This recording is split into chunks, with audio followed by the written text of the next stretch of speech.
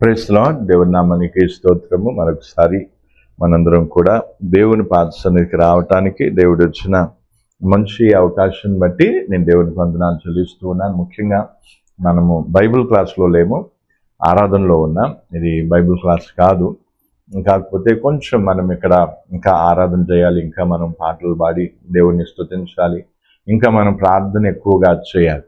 కాబట్టి మనం ఆ పనిలో ఇంకా రాను రాను కొంచెం ఇంప్రూవ్మెంట్ అనేది, కొంచెం ప్రార్థన ఎక్కువ చేయటం, పాటలు ఎక్కువ పాడటం, ఆరాధన ఎక్కువ చేయటం అనేది రాను రాను మనం పెంచుకుంటూ పోదాం. కాబట్టి ఇప్పుడు కొద్దిగా వాక్యాన్ని మనం ధ్యానించుకున్నాం. ఎందుకంటే దేవుడి అంత్య దినాలలో సేవ విధానాన్ని మనకు నేర్పిస్తూ ఉన్నాడు, సేవ విధానాన్ని మనకు తెలియజేస్తూ ఉన్నాడు. కాబట్టి సేవ ఎవరు పడితే వాళ్ళు ఏది పడితే అది చేయటం, ఇటు ఉరకడం అటు ఉరకడం, అది చేయటం ఇది చేయటం, అక్కడ అల్లులు అనటం ఇక్కడ అల్లులు అనటం, ఇదంతా ఏం కాదు. క్రమబద్ధకమైన లేదా క్రమపరమైన క్రమంతో కూడిన సేవ. కాబట్టి క్రమము ఏ విధంగా, వాక్య ప్రకారమైన క్రమం ఏ విధంగా ఉంటుంది అనేది మనం ఏం చేస్తాం. అందుకే ఇక్కడ మనం ఎంత మినిమం ఒక 6 నెలలు టైం తీసుకున్నా, ఆ 6 నెలల్లో మంచిగా మనం ప్రార్థన చేయాలి, మంచిగా భారమెత్తి ప్రార్థన చేయాలి. దేవుని చిత్తమైతే రాను దినాలు ఉపవాస ప్రార్థనలు కూడా ఇక్కడ మనం పెట్టుకొని ఈ ప్రాంతం కోసం ప్రార్థిస్తూ, కేవలం ఈ ప్రాంతమే కాదు, దమ్మాయిగూడ, బాలాజీ నగర్ కానీ, డెంటల్ కాలేజు, లేకపోతే అంబేద్కర్ నగర్, లేదా ఏవి ఏరియాలు ఉన్నా సరే, అందుకే మనము ఒక తెలంగాణ మ్యాప్ను కూడా తీసుకోవడం జరిగింది. ఆ మ్యాప్ పెట్టి మనం ఏం చేయబోదు, ప్రార్థన చేయాలి. తెలంగాణ మొత్తం కూడా, ఆంధ్ర మొత్తం కూడా మనం ఏం చేయాలి. నా లక్ష్యం ఒకటే. నేను వాస్తవానికైతే నార్త్ సైడ్ సేవ చేయడానికి సమర్పణ చేసుకుని వెళ్ళిపోయాను. అక్కడికి వెళ్ళిపోయిన తర్వాత అక్కడ హర్యానాలో కానీ, లేకపోతే ఢిల్లీలో కానీ, పంజాబ్, ఆయా ప్రాంతాల్లో కొంత సేవ చేయడం ట్రైనింగ్లో ఉన్నప్పుడు, తర్వాత ట్రైనింగ్ ముగిసిన తర్వాత నెమ్మదిగా భూపాల్లో అంటే మధ్యప్రదేశ్లో కొంచెం సేవ ఫీల్డ్ వర్క్ అనేది స్టార్ట్ చేయడం జరిగింది. తర్వాత మ్యారేజ్ కావడం జరిగింది. తర్వాత నేను అక్కడే ఉంటానేమో అనుకున్నాను. వాస్తవానికైతే నార్త్ సైడ్ సేవ చేయడానికి సమర్పణ చేసుకుని వెళ్ళాను. ఇక్కడికి వస్తానని నేను అనుకోలేదు.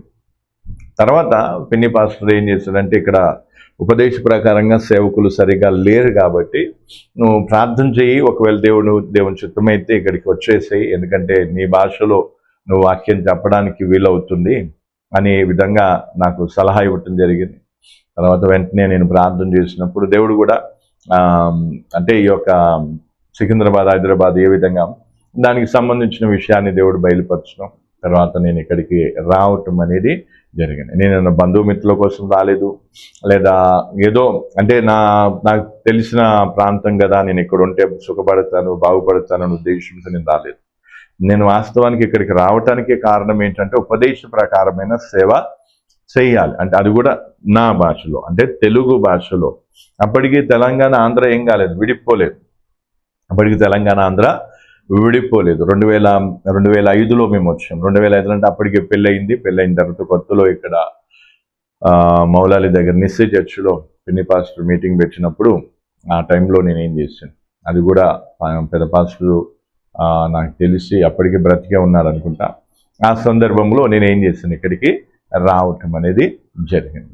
కాబట్టి నేను ఎందుకు ఈ విషయాన్ని చెప్తున్నానంటే, ప్రతిదీ కూడా ఒక క్రమ ప్రకారంగా ఉంటుంది. కాబట్టి దేవుడు నాకు భారాన్ని ఇచ్చి ఇక్కడికి నడిపించాడు. అప్పటి నుంచి నాకున్న భారం ఒకటే, నేనేదో ఫారెన్ తిరగాలి, నేను బయట దేశాలు వెళ్ళాలి, లేదా అక్కడికి వెళ్ళి ఫోటోలు దిగాలి, ఇక్కడికి వెళ్ళి ఫోటోలు, ఇట్లాంటి చీప్ మెంటాలిటీ నాకు లేదు.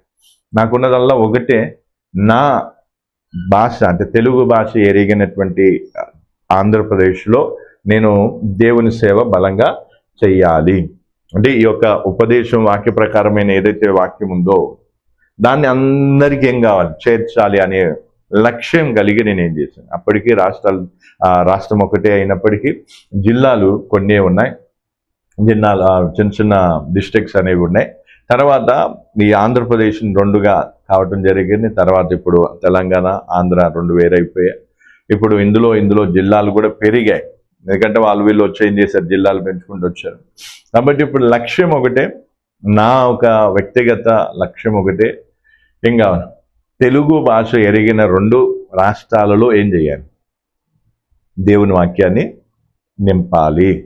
అంతే, వేరే రాష్ట్రాలకు వెళ్ళాలను లేదా వేరే దేశాలకు వెళ్ళాలను ఇట్లాంటి ఆలోచన నాకు ఇప్పటిలో ఏమీ లేదు. ఎందుకంటే మనం అంటే ఎంత చేయగలుగుతామో అంతవరకే మనం ఏం చేస్తే ఆలోచిస్తే మంచిదని నా ఉద్దేశం. ఇది కూడా నేను చేయలేకపోవచ్చు, ఎందుకంటే ఇప్పటికీ నాకు సగం వయసు అయిపోయింది. ఇంకా ఎంతకాలం ఉంటానో తెలియదు. అయితే ఇంకా చాలా ఏమున్నాయి రాష్ట్రాలు, చాలా జిల్లాలు ఏమున్నాయి. తెలంగాణలో జిల్లాలు ఉన్నాయి, తర్వాత ఆంధ్రాలో కూడా చాలా జిల్లాలు ఉన్నాయి. ఇవన్నీ కూడా ఏం కావాలి, ఎందుకంటే ఎక్కడికి పోయినా కూడా తెలుగు కామన్ భాష, లాంగ్వేజ్. కాబట్టి తెలుగులో ఈ యొక్క ఉపదేశాన్ని వాళ్ళకి అందించడానికి నేను ఎక్కడి నుంచి వచ్చాను, మధ్యప్రదేశ్ నుంచి ఇక్కడికి రావటం జరిగింది. ఇంకా కావాలంటే అక్కడే మధ్యప్రదేశ్లోనే ఉండొచ్చు, లేదు అక్కడే ఉంటే అక్కడ పరిస్థితి ఇప్పటివరకు ఎట్లా ఉండేదో తెలియదు. బాగుండకపోనో దీనికంటే బాగుండడం మాకు తెలియదు. కానీ దైవ సేవకుల యొక్క సలహా మేరకు మేము ప్రార్థించినప్పుడు దేవుని ఆత్మ నడిపింపుని బట్టి అక్కడి నుంచి ఎక్కడికి రావడం జరిగింది, తెలంగాణ అంటే మన తెలుగు రాష్ట్రానికి, అంటే ఆంధ్రప్రదేశ్కి రావడం జరిగింది. ఆంధ్రప్రదేశ్కి ఎందుకు రావడం జరిగింది, ఇక్కడ బంధుమిత్రులు ఉన్నారు, లేదా అత్త వాళ్ళు ఉన్నారు, తల్లిదండ్రులు లేకపోతే తల్లి వారు ఉన్నారు, వీళ్ళు ఉన్నారు, వాళ్ళు ఉన్నారు, ఆ ఉద్దేశంతో రాలేదు. ఒకటే ఉద్దేశం ఏంటంటే మేమేం చేయాలి, దేవుని వాక్యాన్ని అంటే ఉపదేశం ఏదైతుందో అది మాకు ఏదైతే తెలుగు తెలిసిన వారికి ఏం కావాలి, ఈ యొక్క ఉపదేశాన్ని అందించాలి. వాళ్ళకు వచ్చిన భాష మాకు వచ్చిన భాష వాళ్ళకు వచ్చు. కాబట్టి ఈ భాషలో వారికి వాక్యాన్ని ఏం చేయాలి, అందించాలి. అది లక్ష్యంగా పెట్టుకొని, గురిగా పెట్టుకొని అక్కడి నుంచి ఇక్కడికి రావటం అనేది జరిగింది. వచ్చిన తర్వాత కూడా చాలా కష్టాలు పడ్డాం. ఇప్పటికీ నాకు అవన్నీ విషయాలు గుర్తుకొస్తూ ఉంటాయి. చిన్న గదిలో ఉండి రకరకాల ఆర్థిక ఇబ్బందులు, రకరకాల పరిస్థితులు, చాలా కష్టాలు పడుకుంటూ నెమ్మదిగా అలాగా సేవలో ముందుకు కొనసాగుతూనే ఉన్నారు. మధ్యలో కొంత దేవుడు సేవ ఇచ్చాడు. సేవను ఆత్మను చూసుకుంటూ వారి పట్ల నమ్మకంగా ఉంటూ పోయినా కూడా చాలా ఏమంటే కొంతమంది స్వార్థపరులు, కొంతమంది ఏం చేశారు, కొన్ని కారణాలను బట్టి చీలికలు కూడా లేదా తిరుగుబాటు కూడా జరిగింది. వాటన్నిటికి కూడా దేవుని అనుమతి ఉంది కాబట్టి దేవుడు ఆ విధంగా జరిగించాడు. కాబట్టి ఇవన్నీ నేను ఎందుకు చెప్తున్నానంటే, సేవ విధానం అనేది ఎప్పుడు కూడా ఏం కాదు. ఒకవేళ నేను ఇక్కడ ఉండడం దేవుని చిత్తం కాకపోతే దేవుడు ఏం చేసేవాడు, ఎప్పుడో నన్ను ఇక్కడి నుంచి పంపించేవాడు. ఎందుకంటే నువ్వు ఇక్కడ ఉండటం నా చిత్తము కాదు, నువ్వేం కాదు, తిరిగి పలానా రాష్ట్రానికి పలానా చోటికి వెళ్ళిపోమని చెప్తే నేను అప్పుడే వెళ్ళిపోను. ఇప్పటికి ఎన్ని సంవత్సరాలు, నేను దాదాపు 2005లో, అంటే అప్పటికి ఇంకా మా పాప కూడా పుట్టలేదు, పెద్ద ఆమె పుట్టలేదు. అప్పుడు ఆ సమయంలో మేమిద్దరం ఇక్కడికి వచ్చినప్పుడు అన్ని ఏళ్ళ నుంచి ఇప్పటి వరకు 20 సంవత్సరాలు, 2005 ఎక్కడ, 2025 ఎక్కడ, దాదాపు 20 సంవత్సరాల నుంచి ఇక్కడ ఉన్నామంటే దేవుడు ఎన్నడూ కూడా మమ్మల్ని ఏం చేయలేదు. ఇక్కడి నుంచి పలానా చోటికి వెళ్ళిపోమని ఎన్నడూ దేవుడు చెప్పలేదు. ఇక్కడ ఉండటం అంటే తెలుగు రాష్ట్రాల్లో ఉండటం దేవుని చిత్తం. అయితే తెలంగాణలో ఉండి ఇక్కడనే సేవ చేస్తున్న సందర్భంలో దేవుడు ఏం చేశాడు, ఎక్కడికి పంపించాడు, వెళ్ళిపో విశాఖపట్నంకి వెళ్ళి, అక్కడ నా ప్రజలు నశించిపోతున్నారంటే వెంటనే ఇక్కడి నుంచి మొత్తం చదువుకొని అక్కడికి వెళ్ళిపోయాను. ఎందుకు, దేవుడు నడిపింపు. కానీ మొత్తానికి అయితే దేవుడికి ఏం కాలేదు, బయటి రాష్ట్రానికి పంపించలేదు. ఇక్కడ చేసాం కొన్నాళ్ళు, దేవుడు ఇక్కడ కాదు నువ్వేం చేయ, ఎందుకంటే ఇక్కడ ఆల్రెడీ చాలా మంది ఉన్నారు. మన ఉపదేశానికి సంబంధించిన వాళ్ళు ఎంతమంది ఉన్నారు, చాలా మంది ఉన్నారు. కానీ ఆంధ్ర రాయలసీమలో చాలా మంది లేరు. ఇక్కడనే చాలా మంది ఇక్కడనే పాస్టర్ వెళ్తారు, డీకన్ వాళ్ళు వీళ్ళు దగ్గర చీమల గుంపులాగా ఉండేది. ఇంకా దేవుడు అందులో ఉండటం దేవుడి చిత్తం కాదు అని దేవుడు ఏం చేశాడు, ఇక్కడి నుంచి ఏం చేసుకో, అక్కడికి వెళ్ళిపోయాం. అక్కడికి వెళ్ళిన కారణం బట్టి చాలా రకాల బాధలు, చాలా రకాల హింసలు, నిందలు, సాతాను యొక్క దాడులు, ఇవన్నీ అనుభవిస్తూ ఇంకా ఇప్పుడు కూడా అక్కడనే ఉంటున్నాను. కాబట్టి నేను ఎందుకు ఈ విషయాన్ని చెప్తున్నా అంటే, దేవుడు ఎట్లా నడిపిస్తున్నాను అంటే దేవుడు నాకు ఇచ్చినటువంటి బాధ. కాబట్టి నేను ఒకటే రాష్ట్రానికి బయట, అంటే తెలుగు రాష్ట్రాలకు బయట నేను ఆలోచన చేయదలుచుకోలేదు. ఒరిస్సాకి వెళ్ళిపోవాలనో, మహారాష్ట్రకి వెళ్ళాలనో, లేదా ఢిల్లీకి వెళ్ళాలనో, లేదా ఇంకెక్కడికో, అవేమి నాకు వద్దు. ఆ రాష్ట్రాలు ఇంకా దేవుడు ఎవరినన్నా భారం ఇచ్చి పంపిస్తే ఓకే, అది నేనేను. కానీ నాకేం కావాలి, తెలుగు రాష్ట్రాల్లో ఈ ఉపదేశాన్ని ఏం చేయాలి, నింపాలి.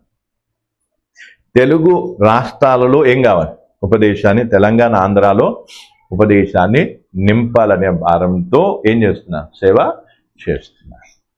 అందుకే ఈ విషయాలు మీరు దృష్టిలో పెట్టుకోండి, ప్రార్థన చేయండి. లక్ష్యం ఏంటి? ఇప్పుడు మనం ఇక్కడున్న చిన్న ప్లేస్ కొంచెం స్టార్ట్ అయింది అనా, 2-3 సంవత్సరాలు కొంచెం బ్యాక్వర్డ్ అయిపోయాయి. కానీ ఇప్పుడు ఏం కావాలి? దాన్ని ఆ స్పీడ్ అనేది ఏం కావాలి? పెంచాలి. పెంచి ఏం కావాలి? ముందు ముందుకే పోవాలి. ఏమో దేవుడు పేతురుకి ఏం చేశాడు? ఒక్క ప్రసంగంలో 3,000 మందిని ఇచ్చాడు దేవుడు అప్పుడున్న అపోస్తలులకు. ఒక్క ప్రసంగం. అట్లాగే దేవుడు ఒక్క మీటింగ్లో లేదా ఒక్క విజిట్లో దేవుడు ఏం కావచ్చు? ఎన్ని వేల మందిని ఇచ్చినా పెద్ద ఆశ్చర్యం ఏమీ లేదు. నమ్మటం లేదో ఈ వాక్యాలు విని బోరుని ఏడ్చే వాళ్ళు కూడా వస్తారు.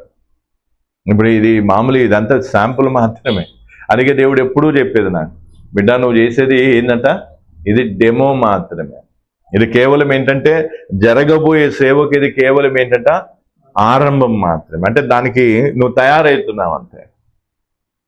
అప్పటికే కొంతమంది ఉన్నారు, విశ్వాసులు ఉన్నారు. కానీ దేవుడు ఏం చేస్తాడు? లేదు, రానున్న దినాల్లో ఏం గొప్ప సైన్యాన్ని నీకు ఇవ్వబోతున్నాను. బుల్లెట్ లాగా సేవ ఏమవుతుంది జరుగుతుంది. ఇలాంటి వాగ్దానాలు, ఇలాంటి మాటలు దేవుడు ఎన్నో పట్టజాలనన్ని చేపలు నేను నీకు ఇస్తాను. ఎందుకు పట్టజాలనన్ని చేపలు? ఎందుకేనంటే ఆత్మలు నశించిపోతున్నాయి. మనం నమ్మకంగా ఉంటే దేవుడు ఏం చేస్తాడు? ఆత్మల్ని ఇస్తూనే ఉంటాడు. నా ప్రార్థన ఏంటో తెలుసా? నేను దేవుడి మీద ఏం చేస్తా, ఇప్పుడు ఏమంట, మన డబ్బుల్లో నుంచి ఏం చేస్తారు? దశం భాగం తీస్తారు. అట్లా నేను అనుకున్నాను, డబ్బులు కాదు రెండో విషయం. కానీ సమయంలో నేనేం చేయాలి? 24 గంటల్లో 4 గంటలు నా కోసం ఖర్చు పెట్టుకుంటే 20 గంటలు నీ సేవలో నేనేం చేయాలి? పూర్తిగా కాకపోతే ఆ 4 గంటలు రెస్ట్ తీసుకోవడానికి అంతే. ఎందుకంటే శరీరానికి రెస్ట్ ఉండాలి. 4 గంటలు దేవుని ముందు ఏడుస్తూ నేను ప్రార్థన చేసిన రోజు 20 గంటలు ఏం చేయాలి? సేవ చేయాలి. విరామం లేకుండా 20 గంటలు సేవ చేయాలి. 4 గంటలు పడుకుంటే గంతే. అట్లా ప్రార్థన చేసుకుంటుంది. అందుకే దేవుడు రాను దినాల్లో ఈ విశ్రాంతి కూడా ఉంటుందో లేదో, ఇంకా రాను ఇంకెలా ఉంటుందో తెలియదు. ద్వారాలు దేవుడు భారీగా ఏం చేయబోతున్నా? తెరవబోతున్నారు. ఇది అందాజతోనో లేదా ఆవేశంతోనో ఉద్రేకంతో చెప్పే విషయాలు కావు. అనా ఒకవేళ అట్లా చెప్తే ఏమంట, దేవుడు ఇంకా ద్వారాలు తెరవచ్చేమో అనా, దేవుడు ఇంకా ద్వారాలు తీస్తాడేమో, తెస్తాడేమో, ఇది చూస్తాడేమో, ఇట్లా డేమో వచ్చేది అనా, ఏమో వచ్చేది. కానీ ఇప్పుడు నేనేమంటున్నాను? ఏమో అంటలే, ఏమన్నా తెరుస్తా. దేవుడు ఆల్రెడీ నాకు ఎప్పుడో చెప్పాడు. అప్పటికి మన పరిస్థితి అస్సలు బాగలేదు. నేను కూడా ఏం చేయలేదు. కొన్ని విషయాలు దేవుడు చెప్పినప్పుడు నేను వెంటనే నమ్మలేను కూడా. ఎందుకంటే ఏమో ప్రభు, నా పరిస్థితి బాగాలేదు, ఇంకా నేనేం అన్నట్టుగా నేను కొంత ఏం చేస్తాను, దేవుడి ముందు కొంచెం అది చేస్తూ ఉంటాను. కానీ దేవుడు ఏం చేశాడు? నేను ఇక్కడ ద్వారాలు తెరవబోతున్నాను, ఇంకా ద్వారాలు తెరవబోతున్నా. తక్కువే ఎంత చెప్పుకున్నా. అందుకే దేవుడు చాలా ద్వారాలు తెరుస్తాడు. చాలా సేవ ఏమవుతుంది? విస్తరిస్తుంది, వ్యాపిస్తుంది. అందుకే ఈరోజు మనం అర్థం చేసుకోవాల్సింది అన్నా, దేవుడు ఇప్పుడు చూడండి 10 మంది దాన్ని ఏమంటారు, యోబుకి పిల్లలు 10 మంది చచ్చిపోయారు. తర్వాత ఆస్తి అంతా పోయింది. తర్వాత దేవుడు ఏం చేసిండు? యోబుకి 200 ఇచ్చిండు. అట్లనే ఇప్పుడు మన సేవలో కొంచెం డిస్టర్బెన్స్ అయింది. ఆ డిస్టర్బెన్స్ అయిన దానికి ఎంత? 200, 300, 400 ఎన్నంతలు ఇచ్చినా కూడా తక్కువే. అందుకే రానున్న దినాల్లో సేవ ఇంకా బలంగా జరగాల్సి. అందుకే ఇప్పుడు నేను ఎందుకు ఈ విషయాన్ని చెప్తున్నా? మనం ఇక్కడ ఏం నేర్చుకోబోతున్నా? సేవకు సంబంధించిన విషయాలు. నా గురించి చెప్పడానికి ఇప్పుడు నేనేదో ప్లానింగ్ తోటి నా గురించి చెప్దామని ఈ విషయాలు నేనేం చెప్పట్లేదు. నా గురించి దేవుడు ఎందుకు చెప్పిస్తున్నా? మీరు అనుకోవచ్చు ఇది వాక్యం కాదని. ఇది కూడా వాక్యమే. నా గురించి దేవుడు ఎందుకు చెప్పిస్తున్నా? నా భారం ఏంటో, నా ఉద్దేశం ఏంటో మీకేం కావాలి? అర్థం కావాలని దేవుడు ఏం చేస్తున్నా? లేదు పౌలు గురించి చెప్పు, పేతురు గురించి చెప్పు అంటే వాళ్ళెంతనో నేను అంత కాదా? వాళ్ళని దేవుడు పిలిచిన దేవుడు నన్ను పిలవలేదా? వాళ్ళని వాడుకున్న దేవుడు నన్ను వాడుకోలేదా? అనా వాళ్ళ పట్ల దేవునికి ఏర్పాటు ఉంటే నా పట్ల లేదా? మేము గాలికున్నానా? అర్థమవుతుందా? మనకి ఎట్లా ఉంటుంది? నీ గురించి ఎందుకు మాకేమో పౌలు గురించి చెప్పు, పేతురు గురించి చెప్పు అంటే దేవుడు వాళ్ళని ఏం చేసిండు? చరిత్రలో ఒక సాక్ష్యంగా నిలబెట్టిండు. ఆల్రెడీ వాళ్ళు చనిపోయారు, సమాధి చేయబడ్డారు. ఇప్పుడు సజీవంగా లైవ్లో దేవుడు ఏం చేస్తుంది? సేవకుని జీవితాన్ని డెమోగా చూపించి సాక్ష్యం చెప్తున్నాను.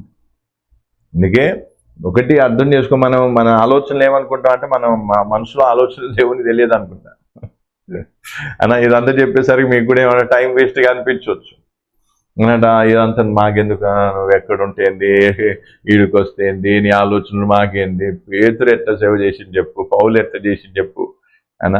మరి నువ్వు సహకరించాల్సింది పేతురుతోనా, పౌలుతోనా, లేకపోతే ఎవరితోనే? ఎవరితో సహకరించాలి? సచిన పౌలుతోనా, సచిన పేతురుతోనా, ఎవరితో సహకరించాలి? ఎవరితో సహకరించాలి? వాళ్ళతోనా లేదా బతుకున్న వాళ్ళతోనా? బతుకున్న వాళ్ళతోని సహకరించాలంటే మరి దేవుడు ఏం చేస్తాడు? ఇప్పుడు నేను నా గురించి అంటే నా గొప్ప గురించి నేను చెప్పలేదు, నా ఉద్దేశము దేవుడు నాకు ఇచ్చిన భారాన్ని మీకు చెప్పిన, దాన్ని మీరేం చేయాలి? అర్థం చేసుకోవాలి. అర్థం చేసుకొని అరే అవును కదా, మా పాస్టర్కి దేవుడు ఈ భారాన్ని ఇచ్చిండు, మేము కూడా అట్లాంటి లక్ష్యం కలిగి ఏం చేస్తాం, ఈ తెలుగు రాష్ట్రాల్లో మేము కూడా సువార్త వ్యాపకం కోసం సేవకుని ఏం చేస్తాం, సహకరిస్తాము అని అలాంటి సమర్పణ, అలాంటి మనసులోకి రావటానికి దేవుడు ఏం చేస్తుంది, ఈ విషయాలు చెప్పిస్తుంది. నేనేం రాసుకొని ప్లానింగ్ తోటి రాలేదు. ఫస్ట్ నా గురించి చెప్తా, తర్వాత పేతురు గురించి చెప్తా, తర్వాత పౌలు గురించి చెప్తా. వాళ్ళతో సమానం నేను కాకపోవచ్చు, వాళ్ళంతా పెద్ద పెద్ద ఏం కాదు, పెద్ద పెద్ద గొప్ప గొప్ప సేవ నేను చేయకపోవచ్చు, కానీ నేను కూడా ఎవరిని, మిక్కిల అల్పమైన దేవుని సేవకుని. నా పట్ల కూడా దేవుని యొక్క ప్రణాళిక ఉంది, అది మాత్రం గుర్తుపెట్టుకోవాలి. అందుకే